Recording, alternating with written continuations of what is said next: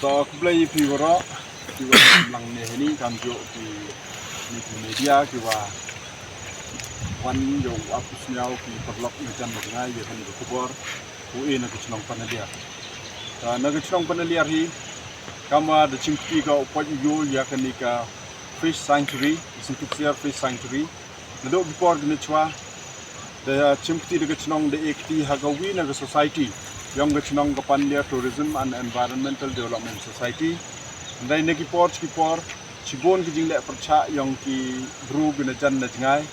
Haiwa hagani ke port mi asa de I da ka executive committee yang kechnong. De chimkti I wo kwaj wo kalai ya kani ka fish sanctuary. Hai to wa IGM yang kita ka. Hai to wa ikho engineer yang kani ka thau ko phau ni ro ko. Dan nai liang kechnong bo ka jing tentu. Ya warok ki perlok nejan nejngai ku wan chagani ka thau yo man sket ki gua tip uburam ya ikho ijngar dewa udam ki no toroy ya ki jeklia like ki wa ki pen em kam ki plastik ki wan ki kot ki wa pen em kam ki chumhong no toroy ki em ki thau no ha ki tai ki thau no hajoi por le ye ki dakha ku em hani kamaman kat ni yo I chibon ki report kiwa MU Kuito hapo kanika fish sanctuary handrai neliang ga chnong panalia duro ko ngado ni mentu mestep tartar gabo I kijing pene kama pene I ni gipor ni chwa handrai heni to sang pene choi haiwa u upai yo iman gasngi lali pai yo iman gasngi man gipor yo chemi ya kini ko Kuito yakini ko Kuito UM ga jing panchitom ko wa chnong hidobo ga fine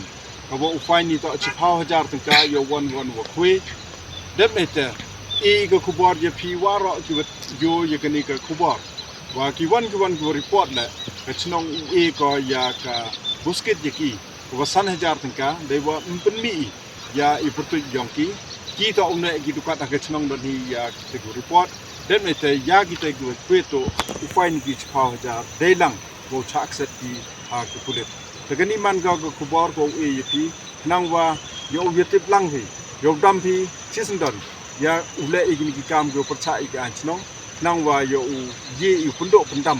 ya kini ki kam si haijo ipor le yo ye punmet pantha ya kani ka fish sanctuary gyong I uman ga thau ko wan unke pangat ki lok ki jor na jan na jangai uman ga thau I hi ai le ki khon ga chnong amjo gi parajan chnong nei ni man ga ka wi ka nam go burom kayong I nei benta ke chnong juai hi bro ko dala da MG1 ki pra members nei ni ko kwa u klam u e jimut da e ki juan ki jimut ko kwa ki e